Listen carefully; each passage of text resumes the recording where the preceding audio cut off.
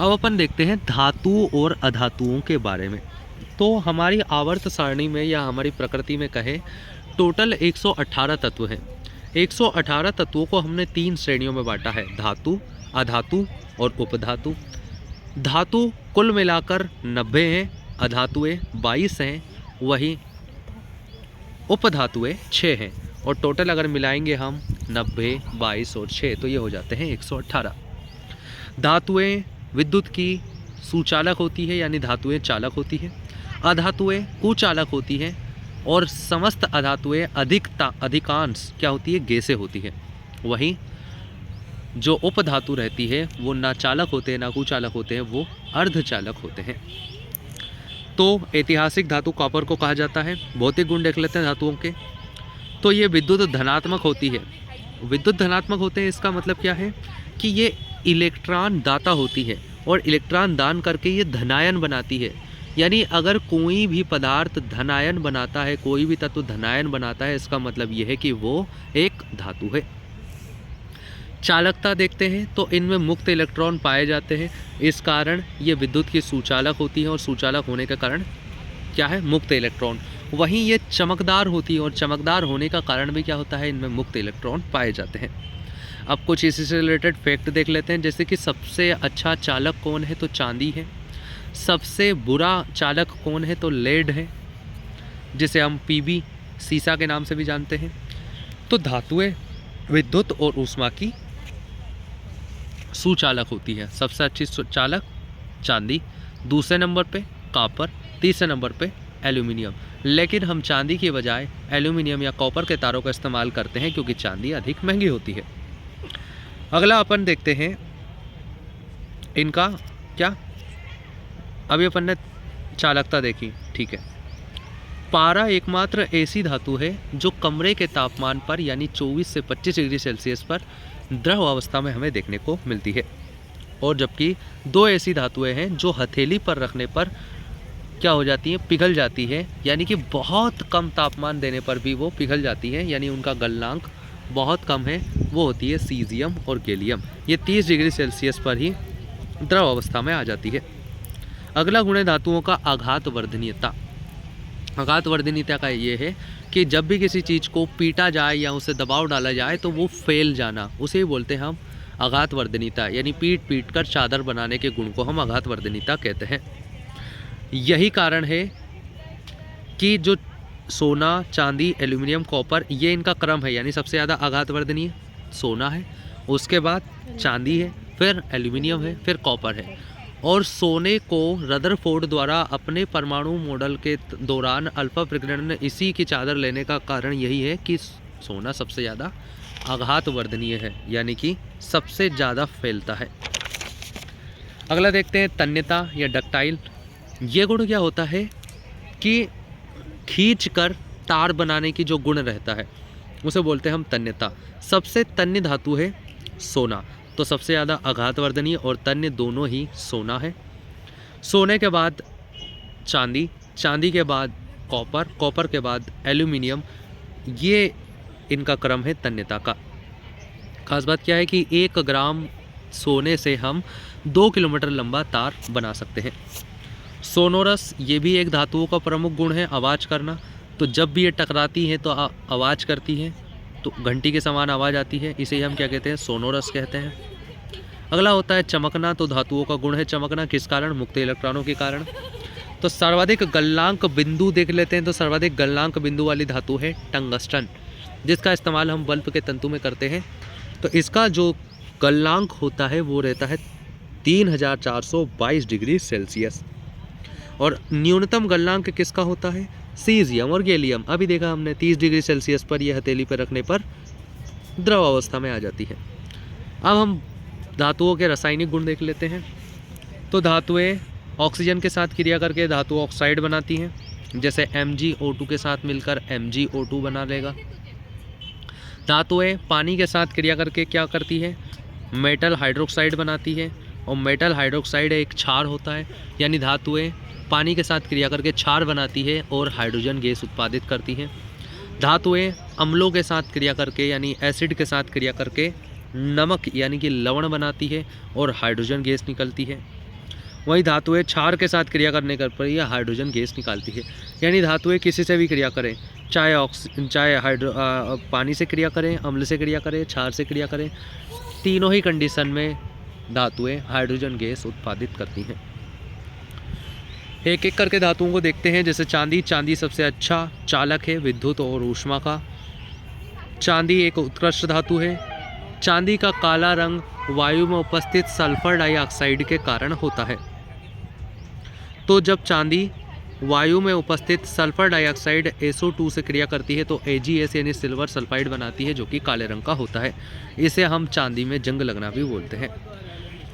अयस्क, तो चांदी का अयस्क कौन कौन से हैं? तो रूबी सिल्वर और हॉर्न सिल्वर। रूबी सिल्वर और हॉर्न सिल्वर। अगला देखते हैं, कुछ यौगिक देख लेते हैं चांदी के। जैसे AgBr, तो सिल्वर ब्रोमाइड, इसका हम फोटोग्राफी में इस्तेमाल करते हैं। और जो हमारा आईना रहता है मुंह देखने का, उसके पीछे भी हम जो लेपन करते हैं वो चांदी का लेपन करते हैं। सिल्वर नाइट्रेट, तो सिल्वर नाइट्रेट AgNO3, जिसे हम लूनार कास्टिक भी बोलते हैं। तो लूनार कास्टिक का इस्तेमाल हम चुनाव इंक या अमिट स्याही भी जिसे हम बोलते हैं उसमें इस्तेमाल करते हैं। अगला है सिल्वर आयोडाइड। इसका इस्तेमाल हम कृत्रिम वर्षा करवाने में करते हैं। UAE और चाइना में बहुतायत में उपयोग किया जाता है। सिल्वर क्लोराइड, इसका इस्तेमाल हम ऐसा कांच बनाने में करते हैं जिसके अंदर सूर्य का प्रकाश प्रवेश ना कर सके। अगली धातु देखते हैं सोना। तो सोना एक उत्कृष्ट धातु है। सबसे तन्यता और सबसे ज़्यादा आघात वर्धनीयता का गुण धारण करने वाली है। तो मेलिएबल और डक्टाइल है ये। 1 ग्राम सोने से हम 2 किलोमीटर लंबा तार बना सकते हैं। सोने की शुद्धता को हम कैरेट में मापते हैं। 24 कैरेट सोना सबसे शुद्ध होता है। इसके अयस्क देख लेते हैं। तो केल्विनाइट और सेल्वेनाइट, ये क्या है? तो सोना हम कब पहन के नहीं निकलना चाहिए? नाइट में। तो सोने के अयस्क हो जाएंगे नाइट।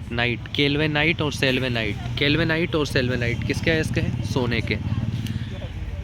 और एक और होता है रोल्ड गोल्ड, लेकिन इसका संबंध गोल्ड से नहीं है। रोल्ड गोल्ड में, जिसे हम कृत्रिम सोने के नाम से भी जानते हैं, इसमें कॉपर और एल्यूमिनियम रहता है। 95% कॉपर और 5% एल्यूमिनियम रहता है और उससे मिलकर रोल्ड गोल्ड बनता है। अगली धातु देखते हैं सोडियम। तो सोडियम मुलायम धातु होती है। चाकू द्वारा इसे काटा जा सकता है। एक और आएगी पोटेशियम, उसे भी हम चाकू द्वारा काट सकते हैं। केरोसिन के तेल में इसे रखा जाता है क्योंकि ये बहुत अत्यधिक क्रियाशील है। पानी से और हवा से क्रिया करके आग पकड़ लेती है। सोडियम की तरल अवस्था को हम सुपर कूल्ड अवस्था कहते हैं। इसका इस्तेमाल हम नाभिकीय रिएक्टरों में मंदक के रूप में करते हैं। सोडियम के यौगिक देख लेते हैं। तो जैसे NaCl, तो नमक जिसे हम टेबल सॉल्ट के नाम से भी जानते हैं, ये क्या है? सोडियम का एक यौगिक है। वहीं प्रबल अम्ल और प्रबल क्षार के मिलने से ये बनता है। ठीक है, अगर हम कभी भी प्रबल अम्ल और दुर्बल क्षार को मिलाकर नमक का निर्माण करते हैं तो उस कंडीशन में जो नमक रहता है उसका pH मान 7 से कम हो जाता है। वहीं जब भी हम प्रबल क्षार को दुर्बल अम्ल के साथ मिलाकर क्रिया करवाते हैं तो उसका pH मान 7 से थोड़ा सा ज़्यादा देखने को हमें मिलता है। अगला अयस्क देखते हैं हम सोडियम का। सोडियम कार्बोनेट, जिसे Na2CO3 भी कहते हैं। तो सोडियम कार्बोनेट को हम सोडियम की राख भी कहते हैं और इसी का इस्तेमाल हम किस में करते हैं? धावन सोडे के रूप में। तो Deka hydrated sodium carbonate Na2CO3.10H2O, इसका इस्तेमाल हम कपड़े धोने में इस्तेमाल करते हैं। कठोर पानी को मुलायम पानी में बदलने का इसका काम होता है। अगला देखते हैं सोडियम सल्फेट डेका हाइड्रेटेड, जिसे हम ग्लेबुलर सॉल्ट भी कहते हैं।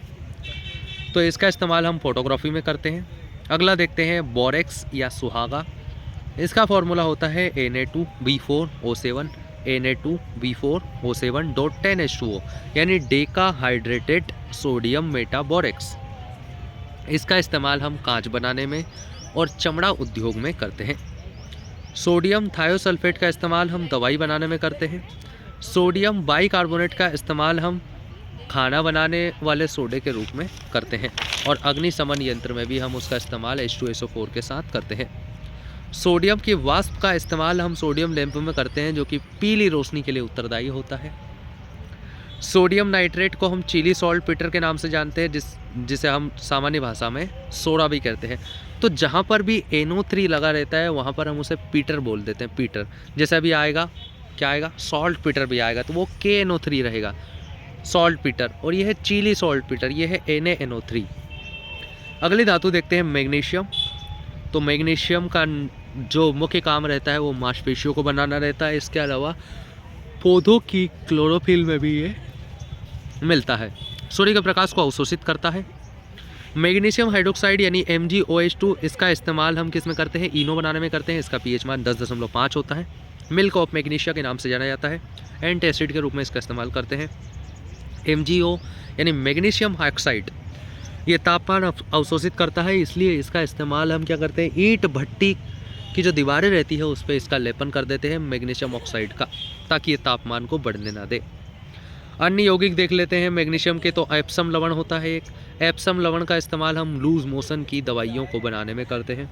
एक होता है सोरेल सीमेंट, जो वाइट सीमेंट रहता है ना, वो मैग्नीशियम का एक अयस्क रहता है, यौगिक रहता है, जिसे हम सोरेल सीमेंट भी कहते हैं। अगली धातु देखते हैं हम कैल्शियम। तो कैल्शियम जो हमें मिलता है वो चूना पत्थर यानी कैल्शियम कार्बोनेट CaCO3 से मिलता है। चूना पत्थर ही आगे जाके संगमरमर में कन्वर्ट हो जाता है। कैल्शियम हड्डी की मजबूती के लिए उत्तरदायी रहता है, मतलब हमारे शरीर में ये हड्डी में मिलता है। CaO जो रहता है कैल्शियम ऑक्साइड, ये क्या होता है, बिना बुझा हुआ चूना रहता है और इसका इस्तेमाल हम सीमेंट बनाने में करते हैं। वही CaOH2 यानी कि बुझा हुआ चूना जिसे हम कहते हैं, इसका इस्तेमाल हम पुताई और खाना बनाने में करते हैं। अगला अयस्क देखते हैं हम कैल्शियम का, CaC2 यानी कि कैल्शियम कार्बाइड। कैल्शियम कार्बाइड की जब जल से क्रिया होती है तो ये एसिटिलीन गैस निकालता है, और एसिटिलीन गैस का इस्तेमाल हम कृत्रिम रूप से फलों को पकाने में करते हैं। एसिटिलीन गैस का फॉर्मूला रहता है C2H2। अगला देखते हैं जिप्सम। तो जिप्सम भी कैल्शियम का ही एक अयस्क है, CaSO4.2H2। इसका निर्माण हम POP बनाने में और सीमेंट बनाने में करते हैं। और एक और क्या है, POP का फॉर्मूला क्या होता है, CaSO4.1/2H2O। अगला देखते हैं हम कैल्शियम साइनाइड यानी कि CaCN2। कैल्शियम साइनाइड जहरीला पदार्थ होता है और इसका इस्तेमाल हम कीटनाशक के रूप में करते हैं। अगला देखते हैं पोटेशियम। तो पोटेशियम जो है ये मुलायम धातु है, इसे भी चाकू से काटा जा सकता है, और यह अत्यधिक क्रियाशील होने के कारण इसे पानी के अंदर रखा जाता है ताकि ये वायु से क्रिया ना करे। एक होता है KOH पोटेशियम हाइड्रोक्साइड, इसका इस्तेमाल हम क्या करते हैं, मुलायम साबुन बनाने में करते हैं, और इसका pH मान रहता है 12 यानी कि ये क्षारीय होता है। अगला देखते हैं KMnO4 पोटेशियम परमैंगनेट भी इसे हम बोलते हैं। लाल दवा के नाम से जाना जाता है। कुएं को साफ करने के लिए और चोट लगने पर इसको वहाँ पर एंटीसेप्टिक के रूप में भी इस्तेमाल किया जाता है। अगला है KNO3 जिसे हम सॉल्ट पीटर कहते हैं, पोटेशियम नाइट्रेट के नाम से जाना जाता है। गन पाउडर बनाने में और उर्वरक बनाने में इसका इस्तेमाल किया जाता है। अगला है एल्यूमिनियम। तो एल्यूमिनियम भूपर्पटी पर पाए जाने वाले सबसे अधिक धातु है।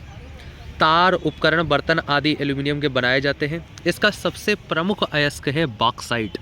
बॉक्साइट का फॉर्मूला रहता है Al2O3.2H2O। रोल्ड गोल्ड में क्या होता है, 95% कॉपर रहता है, वहीं 5% एल्यूमिनियम रहता है, जिसे हम कृत्रिम सोने के नाम से जानते हैं। मैग्नीशियम में नाम मैग्नीशियम के नाम पे मैग्नीशियम पड़ा, लेकिन मैग्नीशियम बिल्कुल नहीं है, यानी कि इसमें मात्र 5% मैग्नीशियम है और एल्यूमिनियम रहेगा 95%। वहीं ड्यूरालुमीन कॉपर, मैग्नीशियम, एल्यूमिनियम और मॉलिब्डेनम से मिलकर बनता है। इसका इस्तेमाल हम वायुयानों की बॉडी, प्रेशर कुकर आदि बनाने में करते हैं। रत्न पत्थर जिसे हम जेम स्टोन कहते हैं, नीलम, इसमें भी क्या होता है, एल्यूमिनियम काफ़ी मात्रा में मिलता है। एल्यूमिनियम के ऑक्साइड का ही कारण होता है कि एल्यूमिनियम पर जंग नहीं लगती है। Al2O3 ये जो ऑक्साइड रहता है, हमेशा जितने भी धातु ऑक्साइड बनाते हैं वो क्षारीय होते हैं, लेकिन एल्यूमिनियम ऑक्साइड क्या रहता है, उभयधर्मी प्रकृति का होता है, यानी ये अम्लीय और क्षारीय दोनों प्रकृति का होता है। अगला देखते हैं अपन Al2OH3। ये क्या है, ये एल्यूमिनियम का ही एक यौगिक है। इसका इस्तेमाल हम बरसाती कपड़े बनाने जैसे रेनकोट आदि बनाने में करते हैं। अगला देखते हैं फिटकरी। तो फिटकरी पोटास एलम में पोटेशियम और एल्यूमिनियम प्रचुर मात्रा में मिलता है। एंटीसेप्टिक, रक्त का शुद्धिकरण आदि में इसका इस्तेमाल करते हैं। आयरन, अगली धातु है आयरन। आयरन भूपर्पटी पर पाई जाने वाली दूसरे सबसे ज़्यादा धातु है। इसके अयस्क देख लेते हैं, जैसे hematite, magnetite, limonite, siderite, iron pyrite. तो हेमेटाइट का फॉर्मूला रहता है Fe2O3, मैग्नेटाइट का रहता है Fe3O4। सर्वाधिक मात्रा में अगर कहीं से लोहा हमें मिलता है प्रतिशत में, तो मैग्नेटाइट से मिलता है। स्थायी चुंबक बनाने में भी इसका इस्तेमाल किया जाता है। वहीं आयरन पायराइट को मूर्खों का सोना कहते हैं, क्योंकि ये चमकीले सोने के समान होता है। वहीं हेमेटाइट का भी हम इस्तेमाल किस में करते हैं, लोहा निकालने में। अब कार्बन की मात्रा के आधार पर हमने किसको, लोहे को 3 भागों में बांट रखा है, कच्चा लोहा, ढलुआ लोहा और पिटवा लोहा। कच्चे लोहे को हम पिग आयरन भी कहते हैं। इसमें जो कार्बन की मात्रा रहती है वो 5% या उससे भी ज़्यादा रहती है। ये सबसे बुरा लोहा है। ढलुआ लोहा, इसमें 2 से 2.5% कार्बन होता है और रेलवे पटरी आदि बनाने में इसका इस्तेमाल किया जाता है। ये कच्चे लोहे की मात्रा में अच्छा, लेकिन पिटवे लोहे की मात्रा में कम मतलब लाभदायक होता है। वेल्डिंग इसमें नहीं की जा सकती। पिटवा लोहा में मात्र 0.12% से 0.25% तक कार्बन होता है। ये सबसे अच्छा लोहा होता है। गाड़ी का पिस्टन वगैरह जो बनाए जाते हैं वो पिटवे लोहे में बनाए जाते हैं और इसमें जंग नहीं लगती है। जंग का फॉर्मूला क्या होता है, Fe2O3.XH2O, यानी कि किसका, Fe2O3.XH2O, यानी हेमेटाइट का फॉर्मूले में XH2O जोड़ दो। जंग लगने से लोहे का भार बढ़ता है और जंग का रंग रहता है लाल भूरा। जंग लगने से लोहे की सामर्थ्यता और गुणवत्ता घटती है। जंग से बचाने के लिए हम गैल्वेनीकरण या गैल्वेनाइजेशन करते हैं, यानी कि लोहे पर हम जिंक की परत चढ़ा देते हैं, जिससे कि वो जंगरोधी हो जाता है। आसूत जल में जंग नहीं लगती है और जंग लगने के लिए हवा और पानी दोनों की ही आवश्यकता होती है।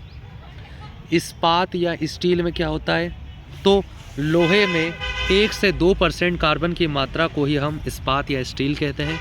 इसमें वेल्डिंग नहीं की जा सकती। मिश्र धातु है ये किसकी, लोहे की, और जंग से बचाने के लिए हम स्टील का निर्माण करते हैं। और स्टील में क्या क्या होता है, फेरस, कापर और मतलब कि आयरन का, निकिल और क्रोमियम। आयरन, निकिल और क्रोमियम ये क्या होता है, स्टेनलेस स्टील। स्टेनलेस स्टील किन किन से मिलकर बनता है, आयरन, निकिल और क्रोमियम। अगर हम निकिल में स्टील मिलाएंगे, मतलब निकिल को लोहे में मिलाएंगे तो निकिल स्टील बोलेंगे। टंगस्टन को अगर आयरन में मिलाएंगे तो उसे हम क्या बोलेंगे, टंगस्टन स्टील बोलेंगे। अगला देखते हैं Zn3O, सॉरी मतलब कि जिंक। जिंक क्या है, एक धातु है। इसका परमाणु क्रमांक 30 होता है।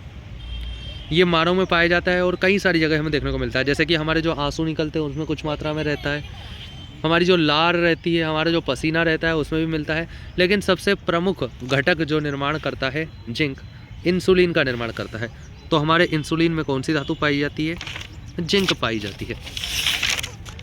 अब इसके अयस्क देख लेते हैं जिंक के। तो एक होता है जिंक ऑक्साइड, ZnO, जिसे हम जिंक का फूल, फ्लावर ऑफ जिंक कहते हैं। नकली दांत बनाने में इसका इस्तेमाल किया जाता है। एक होता है जिंक कार्बोनेट, ZnCO3। एक होता है जिंक सल्फाइड। फिल्मों में जो धुएं में, यानी कि आसपास धुआं ही धुआं रहता है और उसमें जो फिल्माए जाते हैं वो, उसमें वहाँ पर जिंक का ही इस्तेमाल हम करते हैं। स्टील को जंग रोधी बनाने के लिए हम उस पर जिंक का लेपन कर देते हैं। कृत्रिम दांत बनाने में ZnO का इस्तेमाल करते हैं। वहीं जिंक फास्फाइड यानी Zn3P2 का इस्तेमाल हम चूहे मारने की दवाई में करते हैं।